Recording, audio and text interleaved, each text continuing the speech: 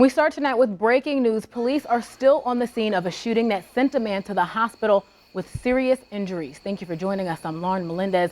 This is actually what that scene looked like about an hour ago as police searched the area for evidence. Now, officers say a shot spotter alert came in around 8:44 in the 1400 block of West Cattell Street. Now, again, a male victim, that's all we know so far, who has been shot at least once.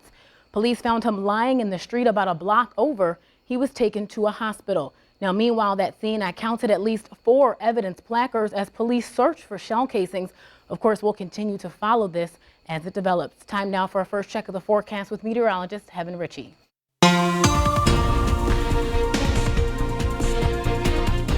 Well, kind of been a cloudy and gloomy Sunday today. We started off the day with wet weather, and that's exactly how we're going to end it too. So notice off to our northwest. Starting to see some showers push through. Wider perspective here, you can kind of see off to our west in the Denver area a boundary, and that's what's going to help push along these showers and storms that will start to take place tomorrow. As far as right now, though, we are clear. We are just seeing some clouds push through, but temperatures are about 68 degrees, so haven't really fallen much. And today, rainfall totals not too impressive, almost 0.6 of an inch here in Peoria County, 1/2 inch in the Canton area. In McLean County, once again, about 1/2 inch. And the next couple of days, we will be increasing those totals because the rain chances, they have increased as well. I'll top it all out coming up in just a few minutes. All right, Heaven, thanks so much. Well, more than 2 million people are living with multiple sclerosis. It is a crippling disease that affects the brain and the spinal cord, but you can believe it is not stopping people from walking for a cure. Junction City was home to Walk MS this morning with hundreds of laced-up tennis shoes crossing either a 1 or 3 mile mark to demonstrate their support and research for fundraising for the cause. The event's organizer says it's a great way for MS warriors to connect while being introduced to crucial resources. The funds we raise go towards life-changing programs and services and cutting-edge research that we believe will ultimately find a cure for multiple sclerosis. And today's walk was the highlight of a summer-long campaign by the Peoria area chapter of the National MS Society to raise awareness and spread their message. And over in Washington Park, there were some young detectives hoping to find a cure for another disease, cancer. Prowling for prizes was the name of the game during the Twin Possible Foundation scavenger hunt. The nonprofit was born in 2015 after 7-year-old twin boys, brothers Bryson and Alex McKay, were diagnosed with brain cancer 5 months apart. Now, sadly, they each lost their battle, but a friend of the family was determined to find a way to raise money for organizations like St. Jude, Make-A-Wish, Ronald McDonald House, and Angels of Hope, all organizations that helped the McKay family during an incredibly difficult time. After the boys had passed, and she wanted to do something to remember our boys and to bring the community together too, and to honor our boys, and she thought a scavenger hunt would be fun to do. This is the 4th scavenger hunt for Twin Possible, and money is raised through donations, auctions, and several other efforts. The McKays remember their sweet boys as outgoing and energetic. So ever wonder how shelters have the money to take care of all those animals? Because let me tell you, they are not cheap. Well, the Peoria Humane Society answered that question today during their annual Bark in the Park Festival. The 23rd annual event is the organization's biggest fundraiser of the year, and they brought out the cutest dogs in town to show you why meeting their $40,000 goal was well worth your donation. Every penny you give goes toward providing care for animals that are homeless, sick, or in need of a forever home. Today we're going to have a marvelous mutt show where people can bring their dog in costume and do some tricks. We even have a dog owner look-alike contest, and then we have fastest wagger and longest and shortest ears. It'll be fun to see all the dogs come out in costume and do their tricks.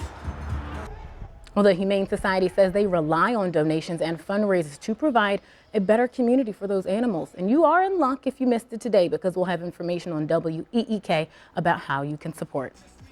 Well, Peoria police say someone or maybe even a group of people went on a tire slashing spree this weekend. The department recorded a handful of complaints, all of them about cars with slashed tires in the 2600 block of Prospect and roads nearby.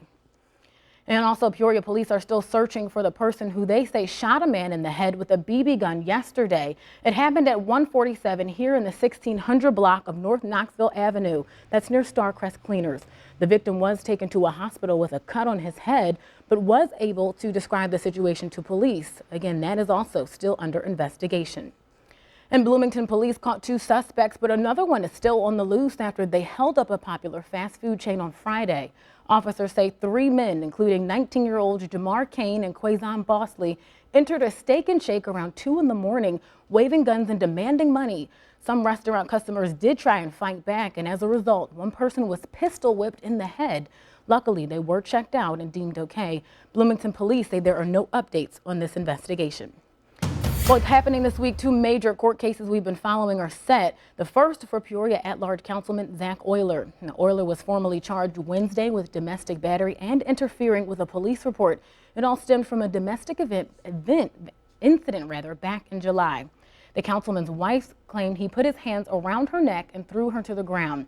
She also claims he sexually assaulted her in the past. An emergency order of protection was issued and expired after about a month. Euler will face the judge this Wednesday, September 11th.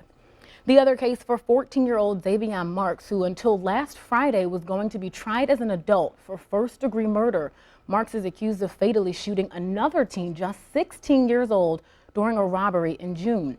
If tried as an adult for 2 counts of first-degree murder and a count of unlawful possession of a gun, Marks would have spent the rest of his life in prison. His case has since been moved to juvenile court, and he will go before a judge this Friday. Well, in lighter news, signs of fall approaching: Uggs, sweaters, scarves, and of course, the Morton Pumpkin Fest. That all kicks off Wednesday. Literally any pumpkin-related item you can think of will be there. Handmade crafts, a pumpkin drive-through, carnival rides, the coveted Libby's Pumpkin Recipe Challenge, even live entertainment throughout the week, and of course, tons more. Now, that festival is a major focus for the city's Chamber of Commerce, who says this helps them support local businesses. Again, that runs from September 11th to Saturday, September 14th. And when you're ready to break from the pumpkin-flavored everything, you can head over to Taste of the Heights in Peoria. Pork chops, chicken wings, crab cakes, cheesecake, gumbo. Hungry yet? Well, if not, there is plenty more to sample and lots from local vendors. Admission is just $2. Still ahead on 25 News, bye-bye summer breeze. It's back for her last few weeks, and the next 7 days will be hot. Plus, as we've been tracking Hurricane Dorian, we've also kept an eye on all the animals affected by it. More on that after the break.